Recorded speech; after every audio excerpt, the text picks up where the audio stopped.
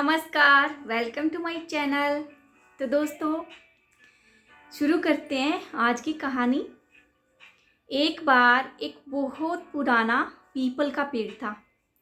उस पेड़ पर बहुत सारे रंग बिरंगे पक्षी आपस में मिलकर रहते थे। तो उसी पेड़ पर एक मोर और एक मोरनी भी रहते थे। जो मोर था वो बिल्कुल शांत स्वभाव का, बिल्कुल अच्छा और सबसे अच्छे से मिलजुल कर रहने वाला था। वहीं दूसरी तरफ जो मोरनी थी वो बिल्कुल अकड़ू, घमंडी और बिल्कुल अकेले रहने वाली। मोर के साथ तो उसका व्यवहार बहुत अच्छा था, लेकिन पेड़ पर दूसरे जो पक्षी से उनसे मोरनी बिल्कुल बना के नहीं रखती थी। छोटी छोटी बातों पर लड़ाई पिटाई, ऐसे ही उसका व्यवहार था। मोर जो था मोरनी के इस व्यवहार से बहुत दुखी था। एक दिन मोर ने मोरनी से कहा कि सुनो मोरनी, ये जो तुम बात बात पर लड़ाई झगड़ा करती हो, किसी से बना के नहीं रखती हो, ये जो तुम्हारा व्यवहार है इन दूसरों पक्षियों के प्रति वो बहुत गलत है। तुमको इसको सुधारना होगा। मोरनी कहती है कि नहीं, मैं इनसे नहीं बना के रख सकती, हम कहीं दूसरी जगह पे शिफ्ट हो जाते हैं। मोरनी की बातें सुनकर काफ़ी गुस्सा होता है और वो मोरनी से कहता है कि मोरनी, अगर हमारे घर परिवार में सुख शांति रहेगी तभी अच्छा रहता है। ये जो हमारा पेड़ है, इस पेड़ पर जो पक्षी रहते हैं ये सारे हमारा परिवार है, और परिवार का काम होता है दुख सुख में एक दूसरे का साथ देना। और वहीं दूसरी ओर तुम क्या करती हो? तो मोर ने मोरनी से कहा कि मोरनी, मैं तुमको एक कहानी सुनाता हूँ। मोर जो है अपनी पत्नी मोरनी को एक कहानी सुनाता है, तो सुनो। मोर कहता है कि किसी टाइम में एक राज्य में एक राजा हुआ करता था। वो राजा जो है बहुत ज़्यादा शांत, न्यायप्रिय और दयालु था। बहुत वहाँ की जो जनता थी उस राजा से बहुत बहुत प्यार करती थी। उसका यश मान कीर्ति दूर दूर तक फैला हुआ था। उस राजा के 4 बेटे और 4 बहू थे। वो चारों आपस में आठों प्रेम भाव से बिल्कुल मिलजुल कर रहते थे। कुल मिलाकर जो राजा है, राजा का गृहस्थ जीवन भी बहुत अच्छा था। वहीं एक दिन वो राजा रात को सोने के लिए अपने शयन कक्ष में गया।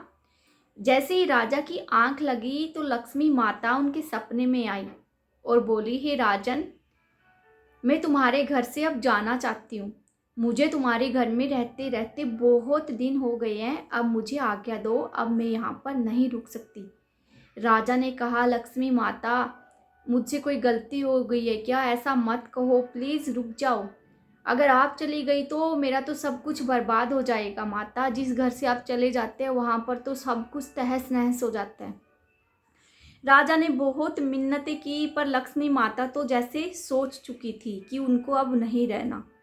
तो लक्ष्मी माता ने कहा कि मुझे भी माफ़ कर दो, मैं रह तो नहीं सकती तुम्हारे घर पर हाँ, एक वरदान तुम मांग सकते हो। तुम्हारी जो इच्छा हो वो मांग लो जाने से पहले। राजा ने कुछ देर सोचा और फिर बोला कि हे मैया, अगर आप जा ही रही हैं तो मुझे कल शाम तक का टाइम दे दो। तो माता ने कहा कि ठीक है, कल शाम तक का तुम्हारे पास टाइम है, फिर मैं चली जाऊंगी। अगले दिन राजा उठा और अपने चारों बेटों और बहुओं को बुलाया। सभी ने पूछा कि क्या हुआ पिताजी, आप इतने उदास क्यों हैं? राजा ने कहा कि सुनो, रात को मेरे सपने में लक्ष्मी माता आई थी और वो हमारे घर से जाना चाहती है। पर हाँ, उन्होंने एक बात और बताई कि मैं एक वरदान मांग सकता हूँ। अब मुझे तुम सबसे यही पूछना था, इसीलिए बुलाया है कि मैं क्या मांगूँ। उसने अपने बेटों से भी पूछा। बेटों ने कहा कि हमारी पत्नियों से पूछ लो।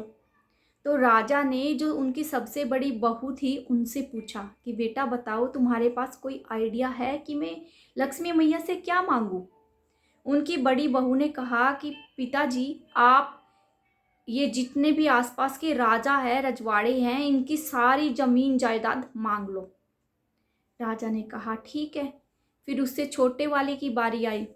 उससे पूछा राजा ने कि बेटा बताओ क्या मांगू, तुम्हारे पास कोई सुझाव है? उसने भी कहा कि पिताजी, आप लक्ष्मी मैया से ज़्यादा कुछ नहीं मांगना, जितने भी आसपास के राजे रजवाड़े, सबकी धन दौलत, सब कुछ खजाना जितना भी है मांग लो। तो तीसरे की बारी आई तो उसने कहा कि पिताजी, लक्ष्मी मैया से ज़्यादा कुछ नहीं मांगना, अपना यश मान और कीर्ति ऐसे ही बना रहे यही मांग लेना। राजा ने कहा ठीक है। फिर सबसे छोटे की बारी आई। राजा ने कहा कि बेटा बताओ। उसने कहा कि पिताजी, आप लक्ष्मी मैया से ज़्यादा कुछ नहीं मांगना, सिर्फ इतना मांग लेना कि मेरे चारों बेटों और बहू आपस में पहले की तरह मिलजुल कर एक साथ बनाकर रहे। राजा को उस छोटी बहू का ये जो सुझाव था कुछ ज़्यादा अच्छा लगा। राजा ने कहा ठीक है। फिर राजा घंटों तक उन्हीं बहुओं के बारे में सोचता रहा। राजा को कुल मिलाकर जो सबसे छोटे वाली बहू है उसी का सुझाव ज़्यादा अच्छा लगा। राजा रात को अपने शयन कक्ष में फिर से सोने गया। जैसे ही राजा की आंख लगी, लक्ष्मी मैया हाजिर सपने में। उसने कहा कि राजन, क्या आपने सोच लिया है? बताओ, अगर सोच लिया है तो मुझे। उसने कहा कि हे मैया, अगर आपको जाना है तो आप जाओ, लेकिन मुझे जाने से पहले ये वरदान दे दो कि जो मेरे बेटे और बहुएं हैं वो आपस में मिलजुल कर पहले की तरह बिल्कुल हंसी खुशी एक साथ एकजुट होकर रहे। लक्ष्मी मैया ने कहा कि हे राजन, तुमने ये मुझसे क्या मांग लिया? अब मैं चाहकर भी तुम्हारे घर से नहीं जा सकती। राजा ने पूछा कि क्यों? उसने कहा कि जिस घर में परिवार में सुख शांति और भरपूर मात्रा में प्यार होगा वहाँ से लक्ष्मी चाहकर भी नहीं जा सकती। और वहीं दूसरी ओर जिस घर में हर रोज़ द्वेष, क्लेश, लड़ाई झगड़े, मार पिटाई और एक दूसरे से मन मुटाव होते रहते हैं, उस घर में मैं चाहकर भी नहीं रुक सकती। तो दोस्तों, फिर मोर अपनी पत्नी से वापस कहता है कि मोरनी, अब तो आपको मेरी इस कहानी से कुछ सीखने को मिला होगा।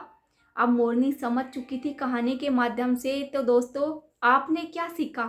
इस कहानी से हमें यही शिक्षा मिलती है कि जिस घर में बिल्कुल सुख शांति और उस घर के जो सदस्य है, लोग हैं, परिवार है, आपस में मिलजुल कर रहता है, किसी भी घर पर आप नज़र घुमा कर देख लो, उस घर में सुख समृद्धि और लक्ष्मी मैया का वास बना रहता है। वहीं अपनी नज़र से कोई नज़र दौड़ा के आप देखो अपने आसपास, जिस घर में हर रोज़ लड़ाई झगड़े मार पिटाई ये सब होता है, तो उस घर की क्या हालत है आप खुद ही समझ जाओगे और आप खुद ही कंपैरिजन करके देख सकते हो।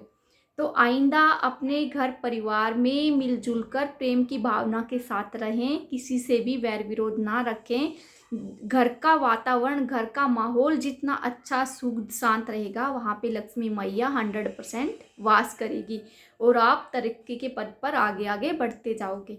आई होप आपको मेरी कहानी ज़रूर पसंद आई होगी। प्लीज़ मेंशन कमेंट बॉक्स, मुझे बताना। अगर आप मेरी आवाज़ को पहली बार सुन रहे हैं, मेरे चैनल को पहली बार देख रहे हैं, तो प्लीज़ सब्सक्राइब करना ना भूलें।